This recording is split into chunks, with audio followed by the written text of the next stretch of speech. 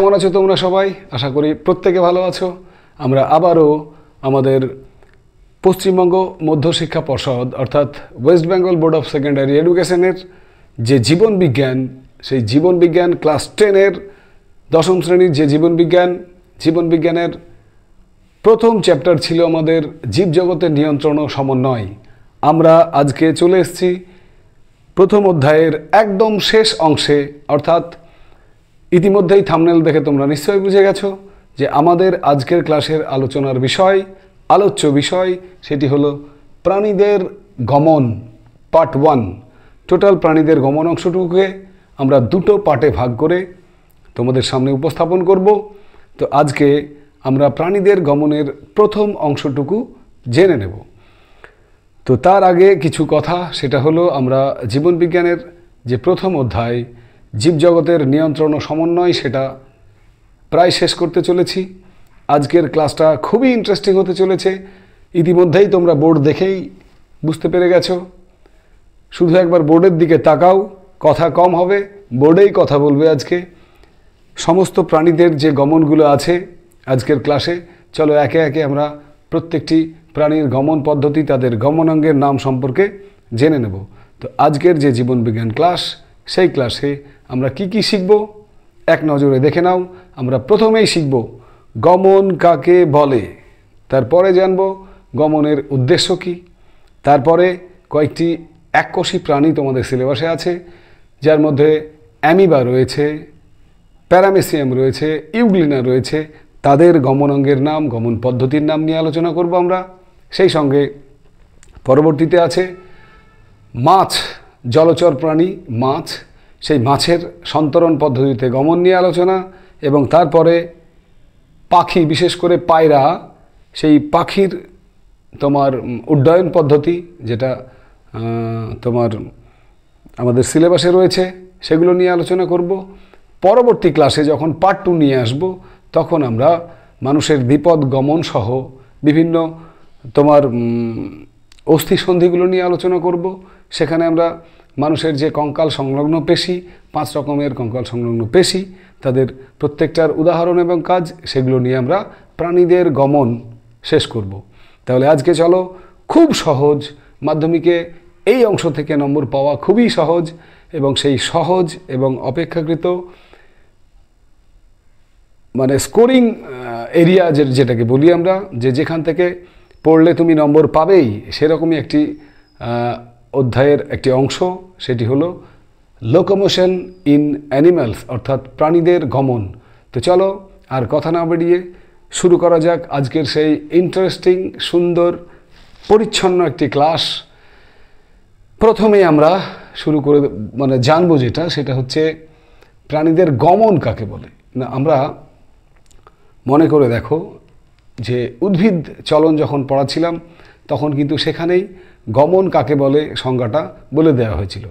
তো আরও একবার শুনে নাও যে গমন কাকে বলে। না, উদ্দীপকের প্রভাবে বা স্বতঃস্ফূর্তভাবে প্রাণীরা যখন অঙ্গ প্রত্যঙ্গ সঞ্চালনের মাধ্যমে স্থান পরিবর্তন করে, তখন তাকে বলা হয় গমন। গমন মানে সোজা কথা, অঙ্গ প্রত্যঙ্গ সঞ্চালিত হবে এবং সেই সাথে স্থান পরিবর্তন হবে। তো এখানে আমরা যদি একটুখানি বিষয়টি দেখে নিই যে চলনের সঙ্গে গমনের অ্যাকচুয়ালি পার্থক্যগুলো কি কি আছে। না, একটু মনে করে ফ্ল্যাশব্যাকে এগিয়ে যাও প্রথম ক্লাসের দিকে। সেখানে আমরা কিন্তু এই পার্থক্য অলরেডি বলেছিলাম। সেখানে কি বলেছিলাম? না, চলনে একটি নির্দিষ্ট জায়গায় আবদ্ধ থেকে অঙ্গ প্রত্যঙ্গ সঞ্চালন হয়। গমনে কি হয়? গমনে অঙ্গ প্রত্যঙ্গ সঞ্চালনের মাধ্যমে স্থান পরিবর্তন হয়। আর কি বলেছিলাম? না, চলন হলে যে গমন হবে এমন কোনো কথা নেই, কিন্তু গমনে চলন ঘটবেই। সেই সঙ্গে বিশেষ করে যারা উদ্ভিদ, কয়েকটি ব্যতিক্রমী উদ্ভিদ ছাড়া উদ্ভিদ দেহে চলন দেখা যায়, আর যারা প্রাণী, আমরা মানুষ যারা এবং অন্যান্য প্রাণী যারা, তারা কিন্তু গমন করতে পারে। তো এই ছিল চলন গমনের বেসিক যে পার্থক্যগুলো। আমরা এবারে সোজা চলে আসব গমনের উদ্দেশ্যগুলো কি কি, কেন আমরা বা প্রাণীদেহে কেন গমনের প্রয়োজনীয়তা আছে। এটা খুবই একটা সহজ বিষয় যে আমরা যদি গমন না করতাম, তাহলে কিন্তু বিশেষ বিশেষ কিছু কাজ যেগুলো আমাদের প্রাণীদেহের রয়েছে, সেগুলো কিন্তু সম্পন্ন হতো না। যেমন মনে করো খাদ্যান্বেষণ, তুমি খাবারের সন্ধানে কোথায় যাবে? ব্যাগ হাতে করে সকালবেলায় দেখো না বাড়িতে বাবারা কোথায় যায়? ব্যাগ নিয়ে সোজা চলে যায় বাজারে। তাহলে এই যে বাজারে গিয়ে পছন্দ মতো খাবারগুলো বাড়ি অবধি নিয়ে আসা, এটার জন্য কি প্রয়োজন? গমন প্রয়োজন। তাহলে আমরা বলতে পারি খাদ্যান্বেষণের জন্য গমন প্রয়োজন। সেকেন্ডলি আমরা বলতে পারি বাসস্থানের জন্য, অর্থাৎ আমরা একটা সুনির্দিষ্ট জায়গায় আমাদের অনুকূল একটা পরিবেশে বাস করতে গেলে সেখানে আমাদের গমনের প্রয়োজন। আর কি? সেলফ ডিফেন্স, যেটা আত্মরক্ষা।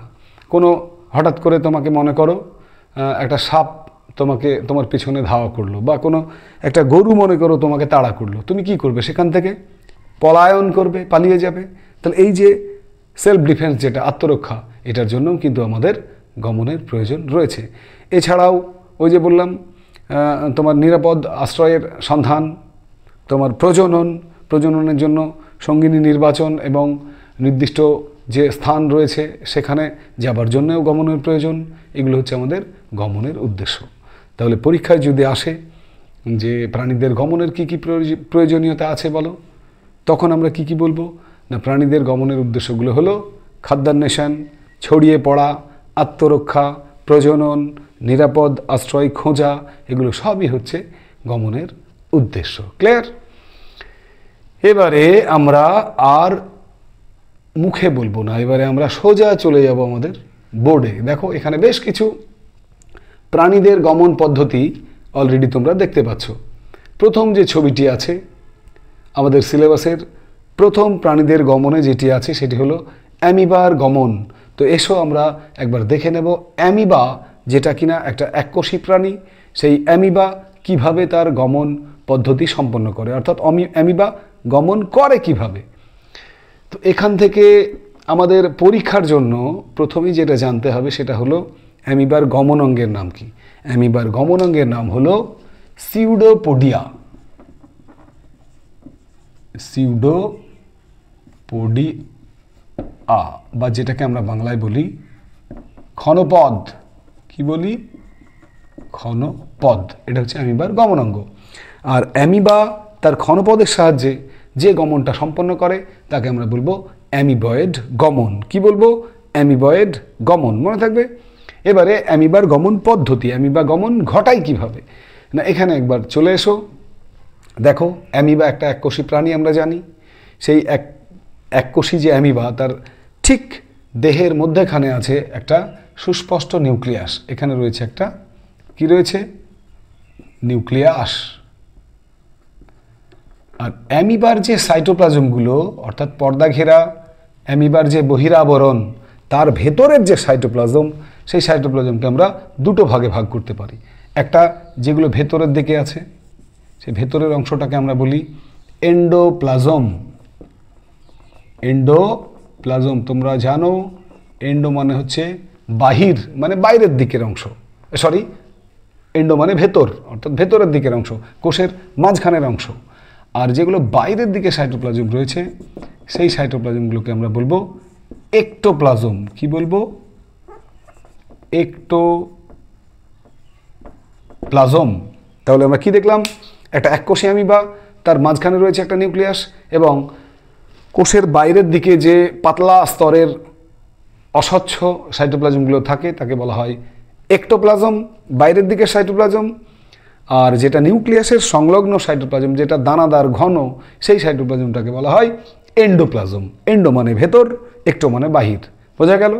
এবারে দেখো অ্যামিবা কি করে না, অ্যামিবা যখন এক স্থান থেকে আরেক স্থানে যাওয়ার ইচ্ছা প্রকাশ করে, তখন তার এই যে বাইরের একটোপ্লাজমগুলো আছে, সাইটোপ্লাজমগুলো আছে, সেই একটোপ্লাজম বা বাইরের সাইটোপ্লাজমগুলোকে সামনের দিকে এগিয়ে দেয়। ঠিক এখানে দেখো, সামনের দিকে এগিয়ে একটি বিশেষ নলাকার অংশের সৃষ্টি করে। এই অংশটিকে বলা হয় ক্ষণপদ। আর এটাই হচ্ছে অ্যামিবার গমন অঙ্গ। এটা হচ্ছে ক্ষণপদ। ক্ষণপদ কি করে? ক্ষণপদ যে সাবস্ট্রেট বা যে তলের উপর দিয়ে অ্যামিবা ধীরে ধীরে গমন করবে, সেই সাবস্ট্রেটটাকে আঁকড়ে ধরে। ক্ষণপদের তলে আঠা থাকে, একটা আঠালো বস্তু থাকে, যেটার দ্বারা ঠিক এই পোর্শনে সে সাবস্ট্রেটকে শক্ত করে আঁকড়ে ধরে রাখতে পারে। এবারে কি হয় দেখো, এর ভেতরে যে কি ছিল? এন্ডোপ্লাজম। সেই এন্ডোপ্লাজমগুলোকে সে ধীরে ধীরে ধীরে এখান থেকে মাঝখান থেকে এবার ওই ক্ষণপদের দিকে নিয়ে আসে, দিয়ে এই যে জায়গাটা ক্ষণপদ যে জায়গাটায় সৃষ্টি করেছে সেই জায়গায় এন্ডোপ্লাজমগুলো আসার পর কি হয়, এই জায়গাটার ঘনত্বটা বেড়ে যায়, অর্থাৎ সামনের দিকটা যেটা ক্ষণপদ সৃষ্টি হয়েছিল সেই জায়গাটা ভারী হয়ে যায়, ঘনত্ব বেড়ে যাওয়ার ফলে ভারী হয়ে যায়।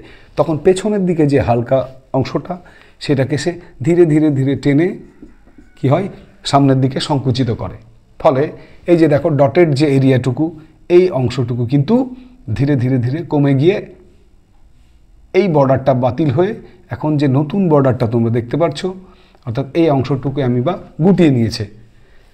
আবার যখন তার সামনের দিকে এগোনোর প্রয়োজন হয় তখন কি করে, ক্ষণপদটা এখান থেকে তুলে আবার সামনে কোনো সাবস্ট্রেটকে দেয়, সেখানে এন্ডোপ্লাজমটা নিয়ে যায়, সেই জায়গাটা আবার ভারী হয়, ঘনত্ব বাড়ে, আবার পেছনের দিকটা টেনে টেনে সেখানে নিয়ে যায়। এইভাবে ধীরে ধীরে ক্ষণপদের সাহায্যে অ্যামিবার গমন পদ্ধতিকে বলা হয় অ্যামিবয়েড গমন। অ্যামিবয়েড গমন, ক্লিয়ার? তাহলে শুধুমাত্র বেসিক যে জায়গা সেটা হচ্ছে এক্টোপ্লাজম এবং এন্ডোপ্লাজম, এই দুটো ট্রান্সফার করে তার নিজের ঘনত্বের হ্রাস বৃদ্ধি ঘটিয়ে অ্যামিবা কী করে, অ্যামিবয়েডের গমন মানে অ্যামিবয়েড পদ্ধতিতে ধীরে ধীরে গমন করে। ওকে, এখান থেকে অ্যামিবার এই গমন থেকে পরীক্ষাতে একটা প্রশ্ন আসতে পারে যে অ্যামিবার এই যে ক্ষণপদ যেটা অ্যামিবার গমন অঙ্গ, এই অ্যামিবয়েড গমন আর কোথায় কোথায় দেখা যায়। বিশেষভাবে মনে রেখো আমাদের শরীরে যে শ্বেত রক্তকণিকাগুলো রয়েছে, হোয়াইট ব্লাড কর্পাসেল বা ডব্লিউবিসি হোয়াইট ব্লাড কর্পাসেল, শ্বেত রক্তকণিকা, সেগুলোতে অ্যামিবয়েড গমন দেখা যায়। এছাড়াও তোমার স্পঞ্জের যে অ্যামিবোসাইট কোষ সেখানেও কিন্তু অ্যামিবয়েড গমন দেখা যায়। বোঝা গেল? এই ছিল আমাদের এককোষী অ্যামিবার গমন পদ্ধতি। এই প্রসঙ্গে একটা কথা বলি, তোমাদের পশ্চিমবঙ্গ মধ্যশিক্ষা পর্ষদের যে জীবনবিজ্ঞান বইয়ের প্রাণীদের গমন অংশটুকু রয়েছে, কি সুন্দরভাবে পরপর গমনগুলো সাজানো রয়েছে, একবার লক্ষ্য করো। প্রথমে এককোষী প্রাণী দিয়ে শুরু, অ্যামিবা, প্যারামেসিয়াম, ইউগ্লিনা। ঠিক তারপরে আরেকটু উন্নত কারা, জলচর প্রাণী, মাছ। তারপরে আরেকটু উন্নত কে, পায়রা বা পাখি। তারপরে আরও উন্নত যারা মানুষের দ্বিপদ গমন রয়েছে। সুতরাং এই সুন্দর সিলেবাসকে তুমি যদি মনোযোগ সহকারে বাড়িতে একটুখানি বইগুলোতে চোখ বোলাও, তাহলে আশা করি জীবনবিজ্ঞান বিষয় নিয়ে তোমার মাধ্যমিকের জন্য কোনো সমস্যা থাকবে না। ওকে, চলো নেক্সট আমরা চলে যাব। তাহলে অ্যামিবা শেষ, অ্যামিবাকে এখান থেকে হটিয়ে দিলাম। নেক্সট হচ্ছে প্যারামেসিয়াম। এবারে সবাই এই পোর্শনে চোখ রাখো। প্যারামেসিয়াম আমাদের সিলেবাস অনুযায়ী দ্বিতীয় যে এককোষী প্রাণীটি রয়েছে যার গমন সম্পর্কে আমাদের জানতে হবে সেটা হচ্ছে প্যারামেসিয়াম। এই প্যারামেসিয়ামের যে গমন অঙ্গ সেটাকে বলা হয় সিলিয়া। এই যে এইগুলো দেখছো না, এটা প্যারামেসিয়ামের দেহের যে আবরণ, তার বাইরে অসংখ্য ছোট সিলিয়াগুলো থাকে। এই সিলিয়াগুলো আর কিছুই না, সরু সূত্রাকার অংশ। এগুলো কি করে না, এগুলো দুটো সিলিয়া সাধারণত জলে বাস করে, তো জলের উপরে এরা নৌকার যে দাঁড় যেভাবে ঠিক আঘাত করে সেই রকমই সিলিয়াগুলো পরপর সক্রিয় ঘাত এবং প্রত্যাবর্তন ঘাত এই দুটোর মাধ্যমে জলে বারবার আঘাত করে সিলিয়া ধীরে ধীরে সামনের দিকে গমন করে। এইভাবে সিলিয়ার সাহায্যে প্যারামেসিয়ামের যে গমন তাকে আমরা বলবো সিলিয়ারি গমন। তাহলে প্যারামেসিয়ামের গমন পদ্ধতির নাম কি? সিলিয়ারি গমন। এটা একটুখানি এখানে বলা উচিত যে সেটা হলো সিলিয়া কিন্তু দেখো এখানে নিচে আঁকানো আছে, একটা বিন্দু থেকে আর একটা বিন্দুতে যাওয়ার সময় এ কখনোই কিন্তু সরল রেখায় যেতে পারে না। এরা রোটেশন করতে দেখো এইরকমভাবে সর্পিল আকারে রোটেশন করতে এক জায়গা থেকে ধীরে ধীরে আরেক জায়গায় স্থান পরিবর্তন করে। এই হচ্ছে আমাদের সিলিয়া। তাছাড়াও জলজ প্রাণী সিলিয়া মানে প্যারামেসিয়াম এ কী করে, এর যে শেপ, দেহের যে আকৃতিটা দেখো, এটাও কিন্তু খুব সহজেই জলের বাধাকে ঠেলতে সাহায্য করে, একটা চ্যাপ্টা, তাই না? চ্যাপ্টা, ঠিক মাছের যেমন মাকু আকৃতির দেহ হয়, সিলিয়ার প্যারামেসিয়ামের দেহটাও কিন্তু অনেকটা চ্যাপ্টা এবং মাকু আকৃতির হওয়ার জন্য এ সহজেই জলের বাধাকে সিলিয়ার সাহায্যে ঘাত সৃষ্টি করে সামনের দিকে এগিয়ে যেতে পারে। তাহলে আমরা জানবো কি না, এখান থেকে যেটুকু নিংড়ে বের করে নেব সেটুকু হচ্ছে প্যারামেসিয়ামের গমন অঙ্গের নাম সিলিয়া এবং প্যারামেসিয়ামের গমন পদ্ধতির নাম সিলিয়ারি গমন। ওকে, তো তাহলে প্যারামেসিয়াম বাবুকেও এখান থেকে হটিয়ে দিতে হবে। চলো, তাড়িয়ে দিলাম প্যারামেসিয়ামকে। নেক্সট কে আছে? পরের প্রাণী ইউগ্লিনা, আরও একটি এককোষী প্রাণী ইউগ্লিনা। ইউগ্লিনার দেহ দেখো অনেকটা পান পাতার মতো, এবং এইগুলো, এই যে লম্বা লম্বা সূত্রাকার অংশগুলো দেখতে পাচ্ছ, এগুলো হচ্ছে ইউগ্লিনার গমন অঙ্গ, যাকে আমরা বলি ফ্ল্যাজেলা। কি বলি এগুলোকে? ফ্ল্যাজেলা। তাহলে ইউগ্লিনার গমন অঙ্গের নাম ফ্ল্যাজেলা এবং ইউগ্লিনার গমন পদ্ধতির নাম ফ্ল্যাজেলীয় গমন। ফ্ল্যাজেলার সাহায্যে ইউগ্লিনা গমন সম্পন্ন করে বলে একে বলা হয় ফ্ল্যাজেলীয় কি বলে গমন। মনে থাকবে এটা করে কি করে, একটু সংক্ষেপে দেখে নাও। সেম প্যারামেসিয়াম যেমন সিলিয়ার সাহায্যে সক্রিয় ঘাত এবং প্রত্যাবর্তন ঘাতের মাধ্যমে জলকে আঘাত করে এবং নৌকার দাঁড়ের মতো দেহটাকে ধীরে ধীরে এগিয়ে নিয়ে যায়, এখানেও কিন্তু ইউগ্লিনা কি করে দেখো। প্রথমে ওর যে এখানে পার্থক্যটা কি না, সিলিয়ার সংখ্যা কিন্তু অসংখ্য থাকে, প্যারামেসিয়ামের দেহে সিলিয়া অসংখ্য থাকে, কিন্তু ইউগ্লিনার একটি বা দুটি একটু বড় বড় অনুসূত্রাকার যে তোমার ফ্ল্যাজেলা থাকে। ঠিক আছে, তো সেই ফ্ল্যাজেলাগুলো কি করে, মনে করো 1 নম্বর পজিশনে ফ্ল্যাজেলা বর্তমানে আছে, সে কি করবে, আস্তে আস্তে ফ্ল্যাজেলাগুলো শক্ত হবে এবং ধীরে ধীরে ধীরে 1 থেকে 2, 2 থেকে 3, 3 থেকে 4, 4 থেকে 5 নম্বর পজিশনে সে চেঞ্জ করবে, জায়গা চেঞ্জ করবে, এবং কি করবে, যখনই নিচের দিকে নামবে তখন জলের উপরে একটা সে প্রেসার সৃষ্টি করবে, চাপ সৃষ্টি করবে, যেটাকে আমরা বলবো সক্রিয় ঘাত। ঠিক কিছুক্ষণ পরেই আবার উল্টো দিকে দেখো, 5 থেকে 4, 4 থেকে 3, 3 থেকে 2, 2 থেকে আবার 1, উল্টো দিকে আবার কিন্তু আঘাত করে পুনরায় আবার 1 নম্বর স্থানে ফিরে আসবে। এইভাবে ধীরে ধীরে নামা ওঠা, নামা ওঠা, সক্রিয় ঘাত প্রত্যাবর্তন ঘাত, সক্রিয় ঘাত প্রত্যাবর্তন ঘাত, এই 2 ঘাতের মাধ্যমে ইউগ্লিনা কি করে, জলে বারবার আঘাত করে আর নৌকার দাঁড়ের মতো নিজের দেহকে ধীরে ধীরে ধীরে সামনে এগিয়ে নিয়ে যায়। এখানেও সেই প্যারামেসিয়ামের মতোই কোনো পয়েন্ট থেকে আরেকটা পয়েন্টে সে সরলরেখায় যায় না, সে রোটেশন আকারে এক জায়গা থেকে আরেক জায়গায় নিজের দেহকে ঘুরিয়ে ঘুরিয়ে স্থান পরিবর্তন করে। এবং এখানে ফ্ল্যাজেলার যে ছন্দবদ্ধ আন্দোলন, সেই ছন্দবদ্ধ ছান্দিক আন্দোলনও তোমরা বলতে পারো, সেই ছন্দবদ্ধ বা ছান্দিক আন্দোলনের মাধ্যমে কিন্তু এরা কি করে, জলের উপর বারবার আঘাত করে। এইভাবে ইউগ্লিনা ফ্ল্যাজেলার মাধ্যমে এক স্থান থেকে অন্য স্থানে যাওয়াকে ফ্ল্যাজেলীয় গমন বলি। ক্লিয়ার?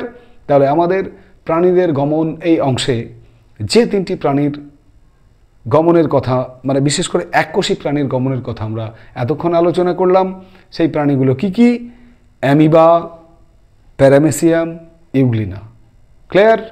অ্যামিবার গমন পদ্ধতির নাম অ্যামিবয়েড গমন, ইউগ্লিনার গমন পদ্ধতির নাম ফ্ল্যাজেলীয় গমন, প্যারামেসিয়ামের গমন পদ্ধতির নাম সিলিয়ারি গমন। ওকে, চলো এবারে আমরা নেক্সট চলে যাব কোথায়? তাহলে ইউগ্লিনার আর প্রয়োজন নেই, ইউগ্লিনাকে তাড়িয়ে দিলাম। চলো এবারে চলে যাব আমরা আজকের আরও একটি গুরুত্বপূর্ণ প্রাণী, মুখ্য জলজ প্রাণী মাছ। মুখ্য জলজ প্রাণী কেন মাছ জানো? মুখ্য জলজ প্রাণী, গৌণ জলজ প্রাণী, এগুলো জানো? জন্মলগ্ন থেকেই মাছ কিন্তু জলেই বাস করে এবং তাদের পূর্বপুরুষরাও জলে ছিল, বর্তমান পুরুষ যারা মাছ রয়েছে তারাও কিন্তু সেই জলেই বাস করে। এজন্যই মাছকে বলা হয় মুখ্য জলজ প্রাণী। গৌণ জলজ প্রাণী কারা? যেমন ধরো ডলফিন, তিমি, এরা কিন্তু এদের পূর্বপুরুষরা কোনো এক সময় হয়তো ডাঙায় বাস করত, কিন্তু এরা বর্তমানে জলে বাস করে, তার জন্য ওই ডলফিন বা তিমি তাদেরকে বলা হয় গৌণ জলজ প্রাণী। তো যাই হোক, সেসব কথা ছাড়ো, আমাদের আজকের আলোচ্য বিষয় মাছের গমন পদ্ধতি। মাছের গমন অঙ্গের নাম কি যদি পরীক্ষায় আসে কি বলবো? পাখনা। একদম ঠিক, মাছের গমন অঙ্গের নাম হচ্ছে পাখনা। আর গমন পদ্ধতির নাম কি? পাখনা দিয়ে কি করবে? সে জলে সাঁতার কাটবে। তাহলে সাঁতার কাটাকে কি বলে? সুইমিং বা সাঁতার কাটা। মনে থাকবে? সুইমিং। এবারে দেখো, মাছের গমনে পরীক্ষায় একটা খুব ইম্পর্টেন্ট প্রশ্ন, মাছের গমনে পাখনা এবং মায়াটম পেশির ভূমিকা লেখো, বা বলতে পারে মাছের গমন পদ্ধতি কিভাবে সম্পন্ন হয় আলোচনা করো। তো প্রথমে আমরা চলে আসব আজকের মাছের গমনের আলোচনায়। প্রথমে পাখনার কথা নিয়ে আলোচনা করব। দেখো, মাছের জোড় বিজোড় মিলে মোট কটা পাখনা থাকে আমরা জানি? 7টি পাখনা। মাছের মোট 7টি পাখনা থাকে। তো সেই 7টা পাখনার নাম কি কি না একবার দেখে নাও। তোমাদের সামনে যে মাছের ছবি রয়েছে সেখানে একদম মাছের শিরদাঁড়ার যে উপরের দিকে সেখানে থাকে পৃষ্ঠ পাখনা, পেছনের দিকে যেটাকে লেজ বলি আমরা পুচ্ছ পাখনা, এখানে রয়েছে পায়ু পাখনা, এটা শ্রোণী পাখনা, এটা বক্ষ পাখনা। বেশ, সংখ্যাগুলো: পৃষ্ঠ পাখনা 1টি, পুচ্ছ পাখনা 1টি, পায়ু পাখনা 1টি, শ্রোণী পাখনা 2টি, বক্ষ পাখনা 2টি। টোটাল কত হলো? 1 2 3 4 5 6 7, মোট 7টি পাখনা তোমরা দেখতে পাবে। এই পাখনাগুলো রশ্মি বিশিষ্ট হওয়ার জন্য এরা জলের চাপে কিন্তু ছিঁড়ে যায় না। জলের তো একটা নির্দিষ্ট চাপ আছে। সেখানে তুমি একটা পুকুরে গিয়ে একটু ডুব মেরে দেখবে জলের গভীরে গেলেই কিন্তু কানগুলো তোমার কটকট করবে, কারণ কানের যে পর্দার উপরে জলের প্রচণ্ড প্রেসার পড়ে। তো মাছগুলো তো আরও অনেক গভীরে গিয়ে সাঁতার কেটে বেড়ায়, তাই না? তো সেক্ষেত্রে তাদের পাখনাগুলো ছিঁড়ে যায় না, কারণ রশ্মি বিশিষ্ট হওয়ার জন্য এবং প্রত্যেকটি পাখনার গোড়ায় পেশির সঙ্গে যুক্ত হওয়ার জন্য, যে পেশিগুলো পাখনাগুলোকে ইচ্ছে মতো আন্দোলন করতে পারে। এবারে গমনে তাহলে পাখনাগুলোর ভূমিকা কি না? প্রথমেই দেখো পুচ্ছ পাখনা। পুচ্ছ পাখনাটা কি করে না? পুচ্ছ পাখনা যখন ইচ্ছে মতো বাম দিক বা ডান দিকে আন্দোলন করে মাছকে বাম দিক বা ডান দিকে ঘুরতে সাহায্য করে। অর্থাৎ পুচ্ছ পাখনা যখন বাম দিকে ঘুরবে মাছের মাথাটা ডান দিকে ঘুরে যাবে, আর পুচ্ছ পাখনাটা যখন ডান দিকে ঘুরবে তখন মাছের মাথাটা বাঁ দিকে ঘুরে যাবে। অর্থাৎ দিক পরিবর্তনে সাহায্য করে মাছের পুচ্ছ পাখনা। নেক্সট, পৃষ্ঠ পাখনা। পৃষ্ঠ পাখনা কী কাজ করে না? পৃষ্ঠ পাখনার যেটা মুখ্য কাজ সেটা হচ্ছে দেহের ভারসাম্যটা বজায় রাখে। একদম শিরদাঁড়ার উপরে রয়েছে পৃষ্ঠ পাখনা, তাহলে তার কাজ কী হবে? দেহের ভারসাম্য রক্ষা করা। এবং আরও একটা কাজ করে, সেটা হচ্ছে জলকে কেটে কেটে কেটে সামনে মাছকে নিয়ে যাওয়া। অর্থাৎ তোমার জলের যে গতি সেটাকে প্রতিরোধ করে মাছকে সামনের দিকে এগিয়ে নিয়ে যাওয়া। পায়ু পাখনার গমনে তেমন বিশেষ কোনো ভূমিকা নেই, একটু যেটা ভূমিকা সেটা হচ্ছে এটাও দেহের ভারসাম্য রক্ষা করে। নেক্সট, বক্ষ পাখনা এবং শ্রোণী পাখনা। জোড়ায় জোড়ায় যে দুটো পাখনা রয়েছে, দুটি বক্ষ পাখনা আর দুটি শ্রোণী পাখনা, এরা কি করে? বক্ষ পাখনা যখন নড়ায় মাছ তখন ওপরের দিকে ওঠে, আবার শ্রোণী পাখনা যখন নড়ায় তখন সে গভীরে যেতে পারে। অর্থাৎ বক্ষ পাখনা এবং শ্রোণী পাখনা মাছকে জলে ভাসতে সাহায্য করে, আবার মাছকে জলের নিচে গভীরে যেতে সাহায্য করে। এই হচ্ছে জোড় বিজোড় মিলিয়ে মোট যে 7টি পাখনা মাছের দেহে রয়েছে, সেই 7টি পাখনার গমনে ভূমিকা। ক্লিয়ার? এবারে নেক্সট হচ্ছে যেটা নিয়ে আমরা আলোচনা করব সেটা হচ্ছে মাছের মায়াটম পেশি। মায়াটম পেশি সেটা কি না? রুই মাছের একদম দেখো কানকোর গোড়া থেকে লেজ পর্যন্ত কি আছে? যেটাকে মেন কাঁটা বলি আমরা মাছের, অর্থাৎ মেরুদণ্ড। সেই মেরুদণ্ডের দুপাশে দেখো ভি আকৃতির অসংখ্য পেশি রয়েছে, যে পেশিগুলোকে আমরা বলবো মেরুদণ্ডের দুপাশে ভি আকৃতির পেশিগুলোকে আমরা বলবো মায়াটম পেশি। অর্থাৎ এইগুলো হচ্ছে মায়াটম পেশি, এই যে ভি আকৃতির মায়াটম পেশি। তো মায়াটম পেশিগুলোর কাজ কি না? এরা রুই মাছকে একদম ওর সামনের অংশ মানে মাথার থেকে লেজ পর্যন্ত একটা মুভ মানে তোমার তরঙ্গের সৃষ্টি করে। মায়োটম পেশিগুলো ইচ্ছে মতো মাছের যে মেরুদণ্ড সেটাকে বাম দিক বা ডান দিকে আন্দোলন করতে সাহায্য করে, এবং যে আন্দোলনের জন্যই মাছটা কিন্তু এই যে সন্তরণ আঁকা বাঁকা পথে সামনের দিকে কিন্তু এগিয়ে যায়। তো এখানে মায়োটম পেশির ভূমিকা যদি বলি তাহলে বলবো যে মায়োটম পেশি তার মাছের যে মেন মেরুদণ্ড সেটিকে বাম দিক বা ডান দিকে ইচ্ছে মতো আন্দোলন করতে সাহায্য করে, এবং ফলস্বরূপ রুই মাছ জলের মধ্যে বাম দিক বা ডান দিকে দিক পরিবর্তন করে এবং সোজা সামনের দিকে এগিয়ে যায়। ক্লিয়ার? এই ছিল রুই মাছের গমনে পাখনা এবং মায়োটম পেশির ভূমিকা। এছাড়াও দেখো, প্রসঙ্গ যখন মাছের গমন, তখন আরও কিছু সিলেবাস বহির্ভূত কথা না বললেই নয়। সেটা হচ্ছে মাছের আকৃতিটা, মাছের শেপটা কেমন দেখো না, এগুলো মাকু আকৃতির। মাকু জিনিসটা কি জানো? মাকু হচ্ছে ওই খটাস খটাস করে তাঁতিরা তাঁত বোনে, তো সেই তাঁতিরা যে তাঁত বোনে সেটা এই রকম একটা অংশ সেখানে থাকে, এটাকে বলা হয় মাকু। দেখো ঠিক মাছের শেপের মতোই মাকুর আকৃতি, তাই না? অর্থাৎ মাকুর মতোই মাছের দেহাকৃতি বা দেহের আকৃতিটা। তো এই মাকুর মতো হওয়ার জন্য সুবিধাটা কি হয় না, মাছ সহজেই যখন জলের মধ্যে গমন করে তখন সেই জলের যে বাধা, সেই বাধাকে অতিক্রম করে সামনে এগিয়ে যেতে পারে। এছাড়াও মাছের বাইরে একটা পিচ্ছিল পদার্থের আবরণ থাকে, ঠিক আছে? সেই আবরণটা কি করে না, সহজেই জলের বাধা অতিক্রম করতে সাহায্য করে, এবং সেটা মাছ যখন তোমার দেখবে তুমি জলের মধ্যে মাছকে কিন্তু সহজে ধরতে পারবে না, কারণ ওই যে চটচটে যে আঠাটা, সেই আঠা কিন্তু মাছকে হাত থেকে মানে তোমার মাছের যে আত্মরক্ষায় সাহায্য করে। আমরা বলি যে মাছকে যখন জলের মধ্যে ধরতে যাব তখন সে পিছলে যাবে, তাই না? হাত থেকে ফসকে যাবে। তো এটাও একটা মাছের খুব স্পিডে জলের মধ্যে গমন করার একটা কারণ, ওই পিচ্ছিল পদার্থের আবরণটা। ঠিক আছে? এবারে আরও একটি মাছের গমনের গুরুত্বপূর্ণ অংশ সেটা হচ্ছে তোমার পটকা।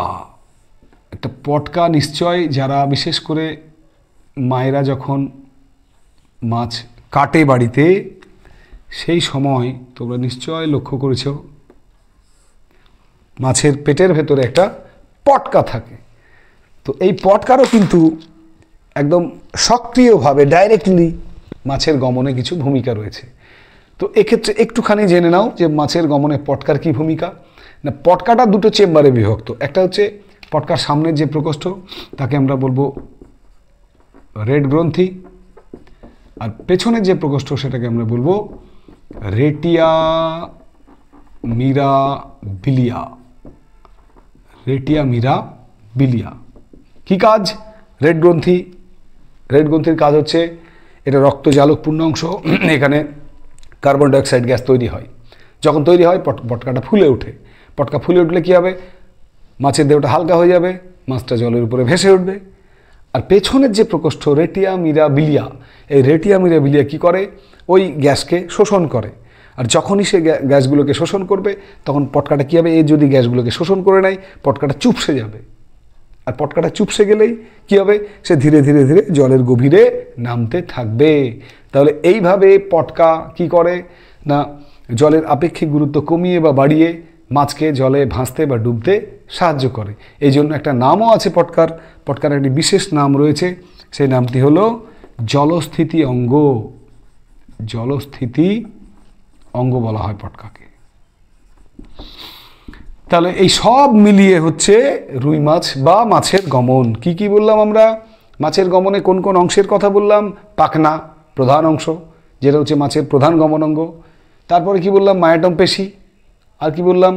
মাছের আকৃতি, মাকু আকৃতি হওয়ার জন্য গমনের সুবিধা হয়। আর কি? পিচ্ছিল পদার্থের আবরণ। এবং অবশেষে আমরা বললাম পটকার কথা। ঠিক আছে? এই হচ্ছে আমাদের মাছের গমন। আশা করি এতক্ষণ তোমরা বুঝে নিয়েছো যে মাছ পরীক্ষায় যদি আসে মাছেরা কীভাবে সন্তরণ করে, আর গমন পদ্ধতি তো সন্তরণ বলেছি, সেটা লিখতে পারবে। তো চলো এবারে আমরা মাছকেও সরিয়ে দেব। মাছের চ্যাপ্টার ক্লোজ। এবারে শেষ বেলায় আমরা আরও একটি প্রাণীদের গমনের আরও একটি গমন পদ্ধতি জানব, যেটা হচ্ছে পাখি বা বিশেষ করে পায়রার গমন। তো পায়রা বা পাখিদের গমন বলতে গিয়ে আমি প্রথমেই কিছু কথা বলে নিই, সেটা হচ্ছে পাখিরা, বিশেষ করে পায়রা, আকাশে অনেকক্ষণ ধরে উঠতে পারে, অনেকক্ষণ। তোমরা লক্ষ্য করে দেখবে অনেকে যারা পায়রা পোষে তাদের চোখ কিন্তু সবসময় এরকম আকাশেই থাকে। তো পায়রা আকাশে উঠতে পারে বলে পায়রা ক্ষয়ে চড়ে, ওই জন্য পায়রাকে বলা হয় খেচর প্রাণী। কি বলা হয়? খেচর। খেচর শব্দের অর্থ ক্ষয়ে চড়ে যে, ক্ষয়ে চড়ে যে, বহুব্রীহি সমাস, সম্ভবত বাংলার ক্লাস না এটা, ভুল ত্রুটি মার্জনীয়। তো যাই হোক, এই খ মানে হচ্ছে আকাশ। তাহলে পায়রাগুলো আকাশে অনেকক্ষণ ধরে উঠতে পারে বলেই পায়রাকে আমরা খেচর প্রাণী বলবো। আর এই উঠতে পারে এর পেছনে যাদের ভূমিকা রয়েছে সেই আলোচনায় এবারে আমরা করব। না, পায়রা আকাশে অনেকক্ষণ ওড়ার জন্য যারা বিশেষ ভূমিকা পালন করে তাদের 1 নম্বর হচ্ছে ডানা, 2 নম্বর হচ্ছে পালক, 3 নম্বর হচ্ছে উড্ডয়ন পেশি। উড্ডয়ন পেশি। ক্লিয়ার?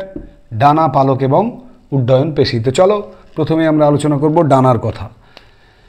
পায়রার ডানাগুলো সাধারণত আমরা জানি পায়রার বা পাখির অগ্রপদগুলো ডানায় রূপান্তরিত, অগ্রপদগুলো ডানায় রূপান্তরিত। এবং ডানার স্ট্রাকচার যদি তুমি দেখো, এটা কাল্পনিক মনে করো, এটা একটা যদি পায়রা বলি, এটা যদি একটা পায়রা শেপ ধরি, আমি ধরে নাও, কাল্পনিক কিন্তু আমি সেইভাবে এখানে আঁকছি না, ঠিক আছে? এই বাকিটুকুর দরকার নেই, ডানার দিকে তাকাও। ডানা দেখো, সামনের অংশ বেশি চওড়া, পেছনের দিকটা সংকীর্ণ, অর্থাৎ ক্রমশ সরু হতে হতে গিয়েছে।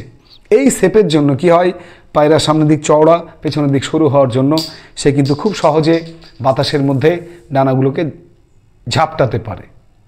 আর কি হয় না, এর ডানার আর একটা বৈশিষ্ট্য হচ্ছে তোমার যে ডানাগুলো এইরকম প্যারাসুটের মতো, ফলে ওরা খুব সহজেই কিন্তু বাতাসে ভর করে ভেসে থাকতে পারে। ঠিক আছে? নেক্সট হচ্ছে পালক। পালকের এই অংশে আমরা কি বলবো না, প্রথমেই বলবো যে পায়রার যে পালক, সেই পালকগুলো, এটা যদি একটা কাল্পনিক পায়রার পালক ধরি আমরা, এই পালকগুলো কিন্তু বারবিউল এবং হুক, বারবিউল এবং হুক এগুলো যুক্ত হওয়ার জন্য পালকগুলো খুব শক্তভাবে পায়রার ডানার সঙ্গে আটকে থাকে। এবং এখানে পায়রার দেহে 2 রকমের পালক দেখা যায়। কি সেই 2 রকম পালক না, 1 নম্বর হচ্ছে রেমিজেস, যেটা কোথায় থাকে? রেমিজেস থাকে তোমার ডানায়। কটা থাকে? মোট 23টি করে, টোটাল 23 × 2 মানে 46টি, অর্থাৎ 23 জোড়া। 2টো ডানা, তাহলে 23টি করে, 23 জোড়া। এখানে দেখবে ঠিক ডানা যেটা এখানে আঁকানো হলো, এর সামনের দিকে কিন্তু এরকম 23টি কি থাকে? রেমিজেস থাকে। রেমিজেসগুলো কি করে না, রেমিজেসগুলো ওই যে বললাম ডানাটার যে আয়তন সেটা বা ক্ষেত্রফল সেটাকে বাড়িয়ে দেয়, ফলে সে সহজেই কিন্তু, ক্ষেত্রফল যত বাড়বে তোমরা জানো, সে বাতাসে তত বেশি ভেসে থাকতে পারবে। একটা লোহাকে যদি তুমি তার ক্ষেত্রফলকে বা আয়তনকে সংকুচিত করে গোল করো, জলে ফেলে দাও, ডুবে যাবে। সেই লোহাটাকে পিটিয়ে চওড়া করে দাও, জলজাহাজের যে তলের অংশটুকু চওড়া, ফেলো এবার জলে, সে কিন্তু আর ডুববে না। সেম নিয়মে এখানে ডানাগুলোর সঙ্গে পালকগুলো যুক্ত হয়ে ওর ক্ষেত্রফলকে কিন্তু এক্সট্রা বাড়িয়ে দিয়েছে, ফলে কি হয়, সে বাতাসের উপরে বেশি চাপ সৃষ্টি করতে পারে এবং সহজেই বাতাসে ভেসে বেড়াতে পারে। আর পালক রয়েছে তোমার পায়রা, এটা যদি পায়রার দেহের নিচের দিকটা ভাবি, তার এইখানে দেখবে কিছু পালক রয়েছে। এই পালকগুলোকে বলা হয় রেক্ট্রিসেস। রেক্ট্রিসেস, যার সংখ্যা হচ্ছে 12টি। এই লেজের পালককে আমরা বলবো রেক্ট্রিসেস, যার সংখ্যা 12টি। আর ডানার পালক হচ্ছে রেমিজেস, যার সংখ্যা 23টি করে, মোট 46টি, অর্থাৎ 23 জোড়া। ক্লিয়ার? রেক্ট্রিসেসের কাজগুলো কি? লেজের পালকের কাজ হচ্ছে এই, অর্থাৎ লেজটা দেখবে বারবার এরকম করে দিক পরিবর্তন করে, পায়রাটাও তখন বাম দিক, ডান দিক, উপর নিচ বিভিন্নভাবে দিক পরিবর্তন করে। অর্থাৎ রেক্ট্রিসেস বা তোমার লেজের পালকের কাজ হচ্ছে পায়রার উড্ডয়নের সময় পায়রাকে দিক পরিবর্তনে সাহায্য করা। ক্লিয়ার?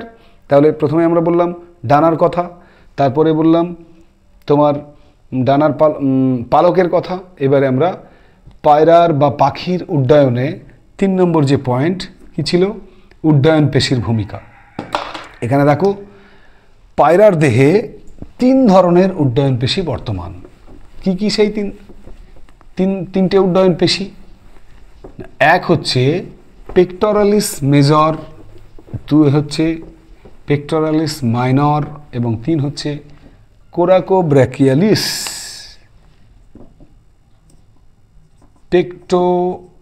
পেক্টোরালিস মেজর, এখানে চলে এসো ছবির দিকে। এই দেখো, এটা হচ্ছে পায়রার স্টারনাম অস্থি। এই স্টারনামের সঙ্গে সংলগ্ন হচ্ছে 2 রকমের পেশি। দেখো লাল রঙেরগুলো পেশি আর এই সবুজ কালারেরটা অস্থি। মাঝখানে স্টারনাম কিলের মতো আকার গঠন করেছে। এখানে 2 ধরনের পেশি কি কি? যেটা চওড়া মনে হচ্ছে সেটা হচ্ছে পেক্টোরালিস মেজর, আর ওপরের দিকে যেটা সেটা হচ্ছে পেক্টোরালিস মাইনর। Pectoralis minor.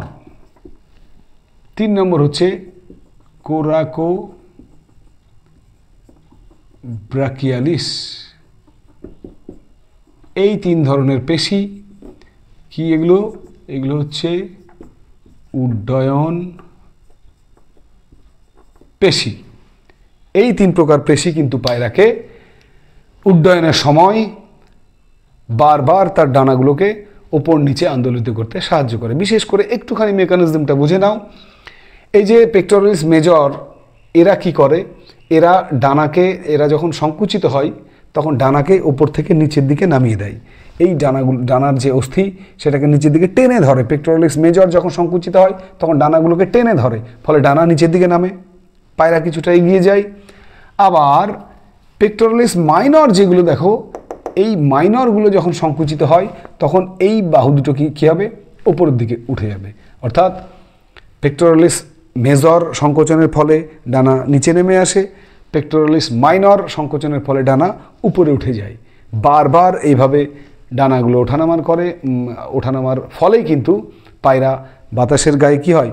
ক্রিয়াবল প্রয়োগ করে। বাতাস পায়রাকে একটি প্রতিক্রিয়া বল প্রয়োগ করে এবং নিউটনস 3rd ল, সেখান থেকে আমরা কি পাই? প্রত্যেক ক্রিয়ারই সমান এবং বিপরীতমুখী প্রতিক্রিয়া আছে এবং যার ফলস্বরূপ পায়রা ধীরে ধীরে বাতাসকে কাটিয়ে, বাতাসের বাধাকে কাটিয়ে সামনের দিকে উড্ডয়ন করে এবং সেই কারণেই পায়রার গমনকে আমরা বলি উড্ডয়ন। ঠিক আছে? আর গমন অঙ্গের নাম তাহলে কি? অবশ্যই ডানা। ঠিক আছে? এই হচ্ছে আমাদের আজকের মাধ্যমিক জীবনবিজ্ঞানের প্রাণীদের গমনের পার্ট 1 ক্লাসের আলোচ্য বিষয় ছিল। তাহলে আজকের ক্লাস শেষে আমরা কি কি জানলাম আরও একবার দেখে নাও। গমন কাকে বলে? গমনের উদ্দেশ্য কি? এককোষী 3টে প্রাণী, অ্যামিবা, ইউগ্লিনা এবং প্যারামিসিয়াম, এদের গমন পদ্ধতি, গমন অঙ্গের নাম। সেই সঙ্গে জলচর প্রাণী মাছ, সেই মাছের গমন পদ্ধতি। আর শিখলাম আমরা পাখির গমনে ডানা, পালক এবং উড্ডয়ন পেশির ভূমিকা। এর মধ্যে থেকেই কিন্তু অবজেক্টিভ, বড় প্রশ্ন, 2 নম্বর প্রশ্ন, 3 নম্বর প্রশ্ন সব লুকিয়ে আছে। শুধু পড়াগুলোকে বাড়িতে ভালো করে তৈরি করবে, তাহলে দেখবে এখান থেকে খুবই সহজ প্রশ্নের উত্তর লেখা। প্রাণীদের গমন অংশ থেকে খুবই সহজ। আমি খুব শীঘ্রই প্রাণীদের গমনের যে পার্ট 2, যেখানে রয়েছে মানুষের দ্বিপদ গমন, অস্থিসন্ধি এবং কঙ্কাল সংলগ্ন 5 প্রকারের পেশি, তাদের উদাহরণ, কাজ, ব্যবহার সমস্ত কিছু নিয়ে আসছি তোমাদের সবার প্রিয় চ্যানেল সায়েন্স উইথ মিন্টু স্যারে। ততক্ষণের জন্য তোমরা সবাই সুস্থ থেকো, ভালো থেকো এবং পড়াশোনার মধ্যে থেকো। ঠিক আছে? টাটা।